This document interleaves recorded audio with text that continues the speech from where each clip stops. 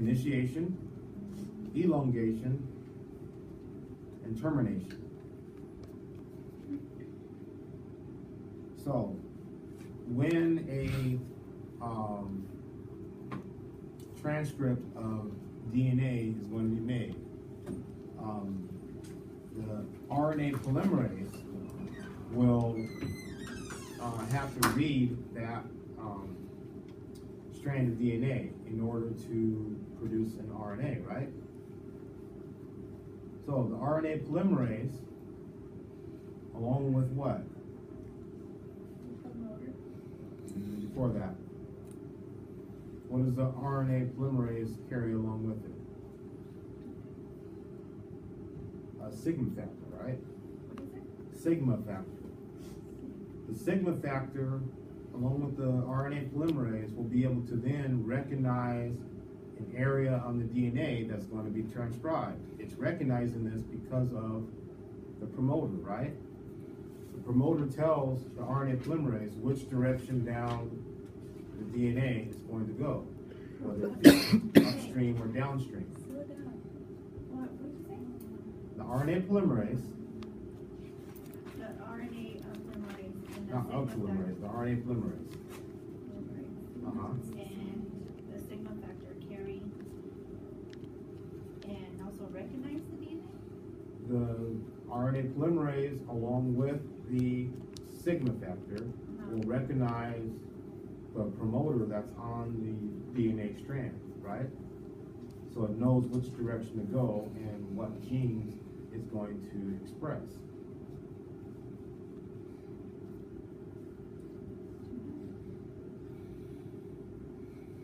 Okay, so once you have that bound on there, right? That is your initiation. It has initiated the transcription at that point. Now we move into elongation. As the DNA polymerase moves down that strand of DNA and reads the code that's on there, right? It's going to start adding RNA nucleotides to produce a RNA molecule, right? Wait, what is it adding? RNA nucleotides. It's to make what? An RNA molecule. I put to make a new chain of DNA. That's alright. That would be replication. To We're make going from DNA to RNA now. So, as that RNA polymerase reads through the DNA strand, it's reading the code, right? Because DNA codes for the mRNA, which codes for the protein that's going to be made, right? So this is the beginning of that protein synthesis. The RNA polymerase reads the DNA code.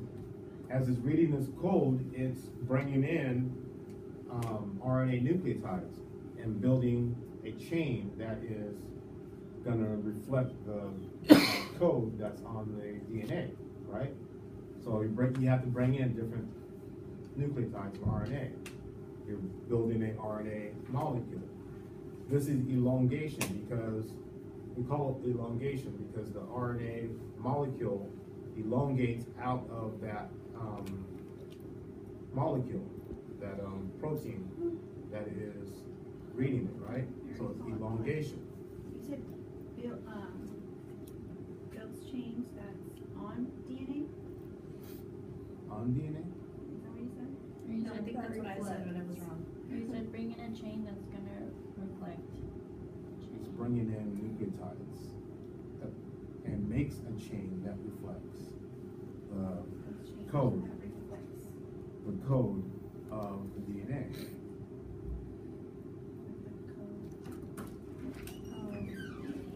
And then you said building. A molecule of RNA. Question.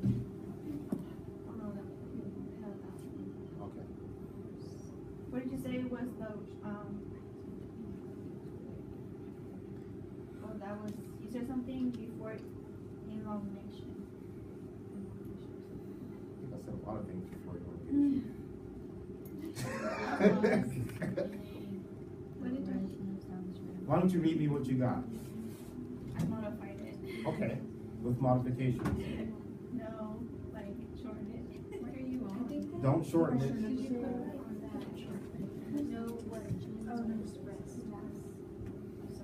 Cause I got,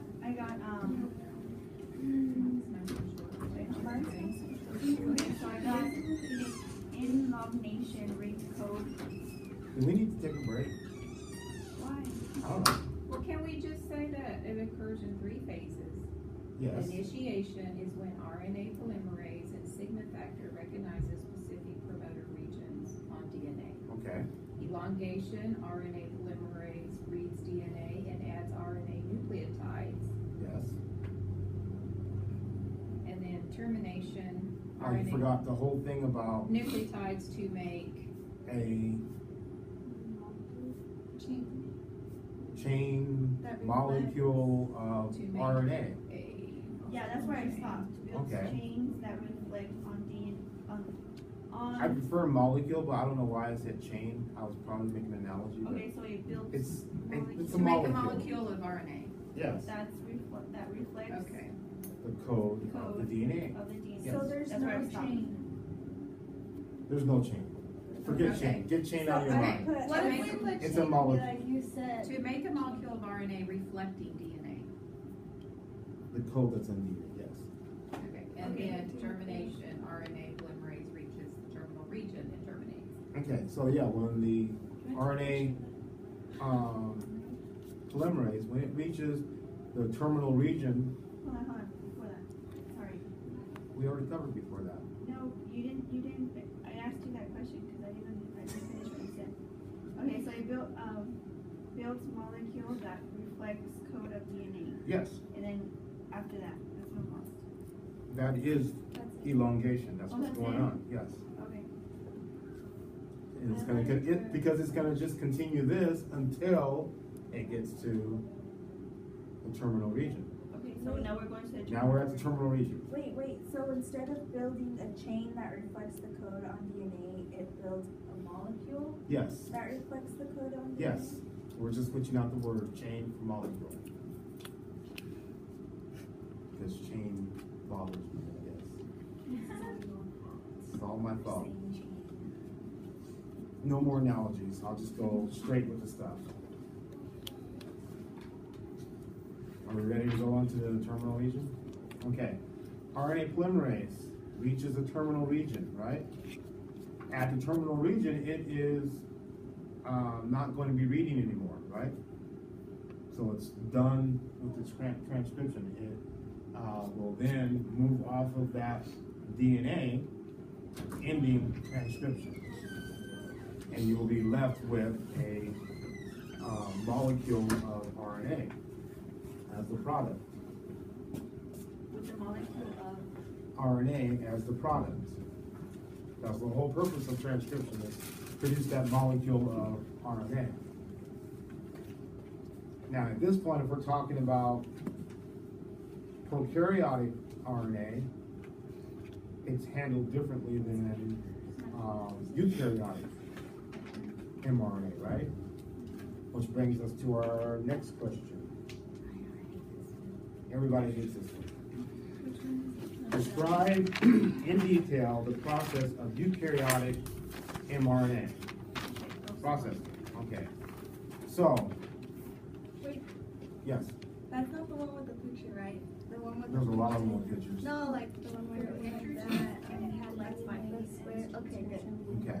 Now we're talking about transcription that's occurring in a nucleus, right? Because eukaryotic cells are more complex than your prokaryotic cells, a little bit of processing has to happen in order for a meaningful mRNA molecule to be produced, right? So, I've transcribed my DNA to a pre-mRNA molecule. It's a pre-mRNA molecule. Why is that? What makes it a pre-RNA molecule? That's like before. Before it's been processed. What does it contain that makes it pre-RNA? Exons and Exons and introns, right? Exons are useful, genetic material. Axons and what? Exons. And introns are non-coding portions of genetic material. Non-coding? Non-coding. I mean, we can call them junk, but I shouldn't call them junk because somebody's gonna call them junk in the essay. Yeah, that's what I have in my essays, John. That's what you So said. it's wrong That's because what some- It's right. It's an A. That's usually for us scientists to call it junk. You guys who are learning, you need to call it genetic material. I have junk. I already have junk. You already have junk. Okay. So, exons are useful genetic material. Introns are non-coding genetic material. Okay, so axons are useful? Yes. So now I have this pre-mRNA molecule that needs to be processed, right? So what has to be attached to it in order for it to be processed? 5' cap. A 5' cap and a poly A tail. Wait, 5' cap? A 5' cap and a poly A tail. Poly A? Poly A, like polyadenine. Okay. They're all adenines. That's why they call it poly A. So all we say is poly A though? Like- Poly A, yes. If you say poly A, I know exactly what you're talking about. Okay. If you said polyadenine tail, then I would think, oh, you must have read something. Get extra points for that? No. Should I read that? So, now you have a poly A tail and you have a 5' cap. What has to occur next to help process this pre-mRNA? The spliceosome gets rid of the junk. Okay, And spliceosome will read through and kick out the introns and keep the exons. What did you Then say? yields Splice- finished mRNA.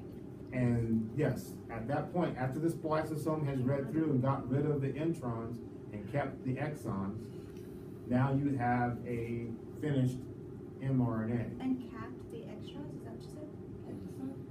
Did you say cap? Capped. Cap. 5' cap?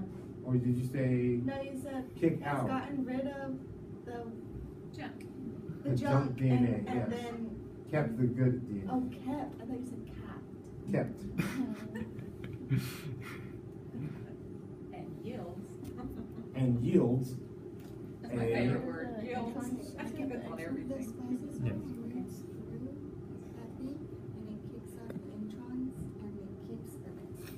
Yes. So it kicks out the bad stuff. That's It it? does the same thing that you would have done if you were processing. Is that it? What happens to the next? Oh, Then it exits the nucleus. Now it can exit the nucleus by way of the pore, nuclear pore, into the cytoplasm where it can be, So protein synthesis. so protein synthesis can occur. so then it exits the nucleus Yes, through the pore, through the pore. to the cytoplasm, Mhm. to Cytoplasm. to encounter the ribosome I like that, encounter the ribosome. and be is that wrong? And yeah, no, that's correct. And be translated. And then it's translated into a protein. Did you say ribosome? Yes, because ribosomes work on mRNAs to produce protein. And translated into a protein? Yes. Okay. Which brings us to our next question. Wait, that's it? Yes, I and thought now you we're said talking that about one was hard. translation. I The thought next it was hard. question, huh? I thought you were saying it was hard. Wait, did you say protein? I didn't say it was hard. You're the one that said it was hard. So as long as we just name the exons and That introns one's not that less, hard. we'll be good. Wait. And then say it kicks out the junk. Yeah. Okay. What? I'm just asking. Okay, so that brings us to translation. I want you to describe in detail the process of translation. Name all three phases. It happens in 3 phases, just like